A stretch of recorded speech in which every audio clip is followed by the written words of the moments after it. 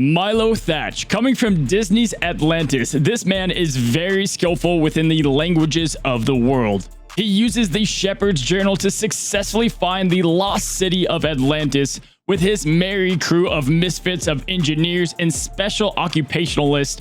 Milo relies on his wits, friends, and newly found courage to conquer his quest. Now in DSA, Milo is our 12th adventurer to join the faction and quite frankly, one of the best not only within the new game mode, Club Expeditions. Well, good morning, good afternoon, and good evening, my friends, and welcome back to the Cozy Club. Hopefully you guys are having a fantastic day as we've got ourselves a brand new character reveal and master class in-depth guide on the newest adventurer in Milo Thatch. Now, Cozy Club, whether or not they release an easier way to obtain Milo, you're going to want to pay extra attention to today's episode as Milo is going to be very important to the future of the game, not only in expeditions, but also his helping hand in other game modes. Now, whether you're bull running through expeditions or, making a nice pace while you collect Aladdin and some of the other characters, Milo is going to be extremely important moving forward within that game mode. And guys, there's a lot more than that meets the eye. Now on today's masterclass, guys, I'm going to give you my overall review of Milo. We're going to give you the highlights, what his abilities do, where his synergies are, and what makes Milo special for the adventure faction, but also for the Oceanics. Now we've got a lot to cover, so if you haven't already subscribed to the channel, strap up. Let's begin. Alrighty, so kicking off with the highlights of Milo. So, Mr. Thatch is an offense support hybrid character, similar to the characters like Raya, Genie, and even Scrooge McDuck. He can support his team, but he also provides immense offensive powerhouse potential with his abilities providing a little bit of best of both worlds. Milo has loads in his arsenal, including ways to call his allies to assist, one of the game's biggest area of effect attacks. In addition to that, he can heal, cleanse, and buff his teammates to show and flex that support muscle. He's going to shine the most within Club Expeditions, but guys, don't let that fool you as he can do a lot in the raids, like we said, and he's pretty nuts in PvP. Now, as always with the masterclass, guys, let's go ahead and kick it off with Milo's stats. Now, he's an offense support character, but he's got a lot of tags working for him, both having Oceanic Adventurer and the Tech Faction tag. So that's going to give him a lot of plug and play ability, although he definitely favors some factions more than others. His offense is pretty dang high, as it should be for an offensive character. Defense at 703 is not bad, but his health at 25,000, it just feels weird. Like, he feels very squishy, even though he has relatively high health.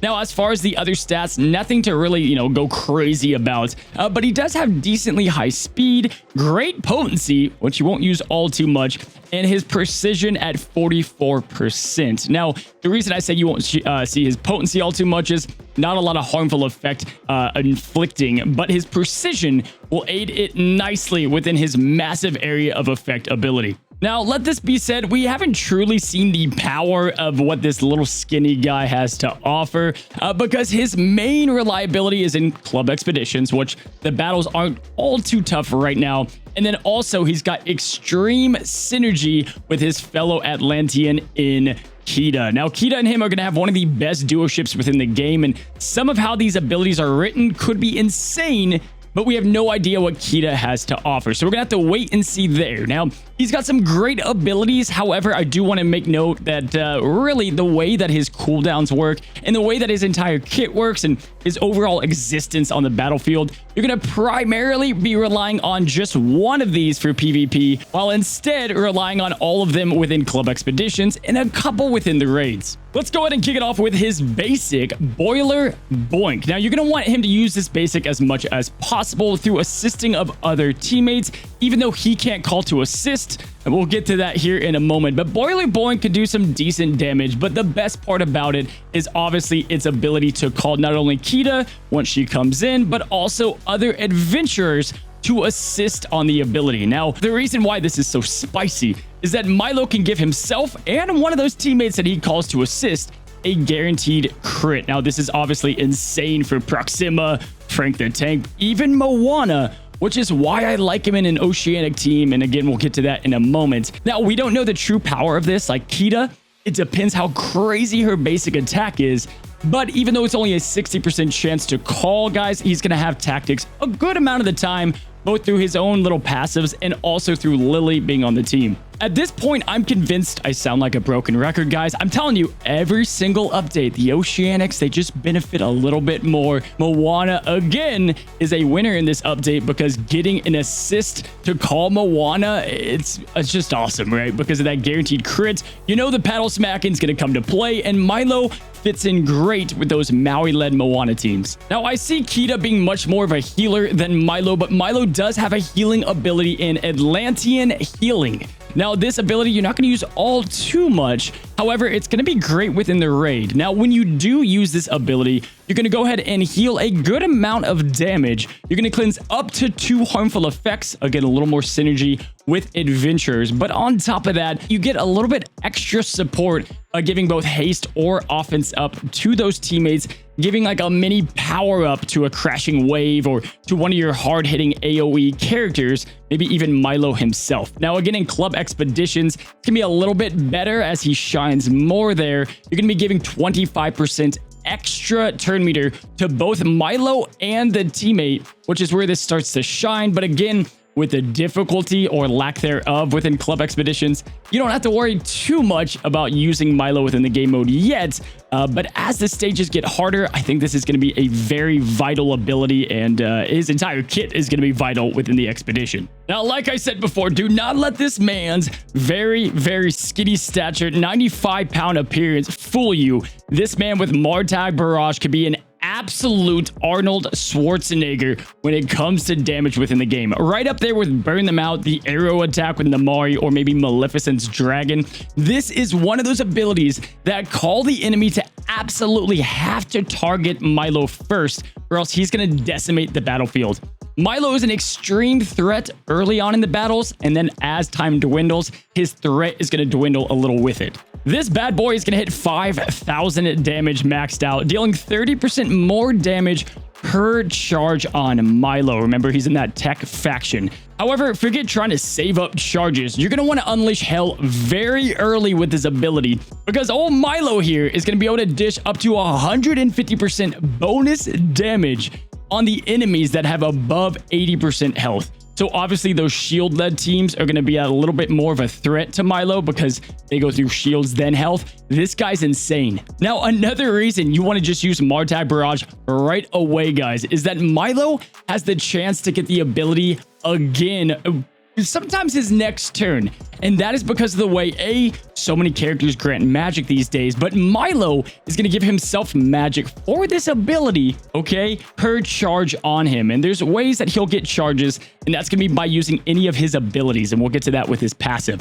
So there is a chance that you could just win the battle just with Martag. And then let's go with more overkill for club expeditions. Like I said, you won't need this at the time, but eventually with those harder stages, he's going to be able to give offense up to all of his teammates and call them all to assist with this one ability. Again, this is going to be essential down the line, and in PvP, it's nuts. Now, Milo found Atlantis with the Shepherd's Journal, and this is going to be his passive. Now, his passive is very unique and strong. Now, the way that it's going to work is every time that Milo uses an ability, he's going to go ahead and gain a charge. So if you call him to assist with Mickey Mouse, Belle, that counts as an ability. And if he uses his own passive, that counts as an ability. So you can kind of see how this is going to feed into Martag, making it even more powerful, because remember, the more charges he has, the more damage he does, but also the more magic on that cooldown. Now, the other thing with Milo's passive is he's going to be able to have a 45% chance to activate this with adventures, or a 20% chance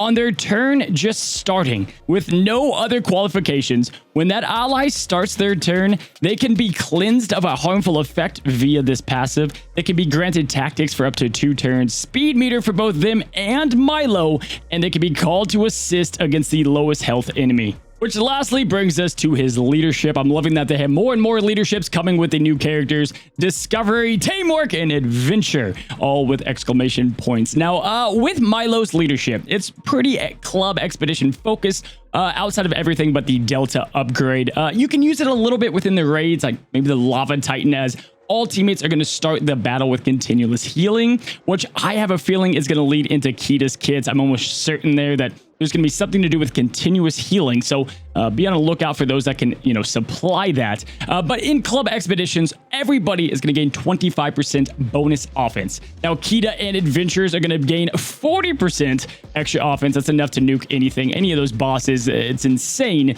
And I think this is only going to get better because, again, we don't know what Kita does. Right now, this is starting to separate the adventurers into little packs. Again, they're all pay to play for the most part, but you've got kind of like the rescue rangers. You got Milo Thatch's leadership and then Frank the Tank. Now, lastly, before we get to the synergy and my overall thoughts on Milo for this Masterclass edition, let's talk about the speed stones or just stones in general. He's going to be one that you can actually most likely get away with an offense stone. You want to power up that Martag as quickly as possible, but Speedstone also works because he has a lot of ways to help others out on the battlefield. More turns never hurt, but I do prefer the offense stone on my Milo, which is great. Anyone that doesn't need, a speed stone is a good thing. Now, let's go ahead and look at synergy for Milo. Synergy is interesting. He's not the most plug-and playable character. He's a little squishy. In club expeditions, you can put him with legit anybody. He's going to power them up. However, outside of that, let's look at two groups that he fits into. Now, Oceanics is the first one I want to talk about. If you do have Maui, Moana, and plug in a couple others, you're going to get that big shield boost, and that's going to add to the overall survivability, giving Milo a couple Martags, and that's going to be, RIP for the enemy. Make sure you use Maui's leadership, though. And then outside of that, guys, I like to put Milo, obviously, with the adventurers. Now, a lot of you guys don't have the adventurers because they're pay to play. He can fit with just about any of them. Obviously, Moana is a great one to pair him up with. Raya, I like adjacent to him to feed that extra turn meter, that 40% that Raya gives. And then obviously a Frank the Tank Lily team with Raya. It's filthy. That's going to be, arguably one of the best teams. Or of course, you've got kind of different support givers to Milo that works out very well. People like Barley, Frozone, and then obviously down the line, Zeus, giving him invincibility, guaranteeing that Martag is just insanity. But those are going to be probably the best synergies for Milo. Naturally, he's going to be great with anybody that can do a pretty good basic, as he has a chance to call them to assist. Keep that in mind. And then lastly, I do like putting in Genie because, like I said before, Milo calls a lot of attention to himself, right? They have to go through Genie first to get to Milo. So I like that kind of cheeky pair up so that you can get that Martag off and make sure that Milo doesn't die. Now, my overall thoughts on Milo. I used him within the Siege on Olympus. He does pretty good. He's a decent support. I've used him in club expeditions. He's absolutely busted. And I've used him in PvP. And he's a very good character. But the adventurers are already so great, right? They're a pseudo-legendary team. So at the moment, you don't have to get him. If you're rounding out your Oceanics and you don't have the other adventurers, definitely not a bad decision.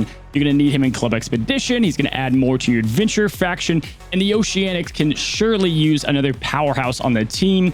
You're all going to get him over time within Club Expedition. So feel no need to rush and grab the guy. But he's very solid. This is, like I said before, I like that we're getting a great character in a game mode that is required to have him, essentially. He's not complete garbage, and we haven't even seen the full viability because continuous healing, the basic of calling on Kita, and just his overall kind of bell to the beast that will be Kita is what I'm most excited about. So I'm going to give him probably a 9 out of 10, which is pretty high. Now, obviously his value is not great because you can't get him outside of just doing expeditions, but it gives you something to be excited about because he's going to be well worth the gear when you do unlock him. And again, outside of Martag, he has support capability, so he doesn't have to be, top of the line star-wise to get a little bit of viability out of the guy. All right, friends, hopefully you enjoyed today's Masterclass in-depth guide. If you haven't already, guys, please be sure to subscribe to the Cozy Club. It helps support a ton.